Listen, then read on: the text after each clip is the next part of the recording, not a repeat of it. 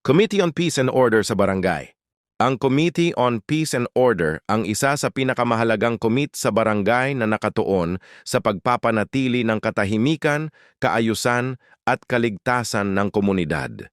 Mga tungkulin at responsibilidad, panatilihin ang kapayapaan at kaayusan sa barangay. Makipag-ugnayan sa kapulisan at mga tanod para sa seguridad. Magpatupad ng mga ordinansa laban sa krimen at kaguluhan. Mangguna sa conflict resolution o pag-aayos ng alitan ng mga residente. Mag-organisa ng barangay patrol at curfew implementation. Tumulong sa kampanya laban sa ilegal na droga at kriminalidad.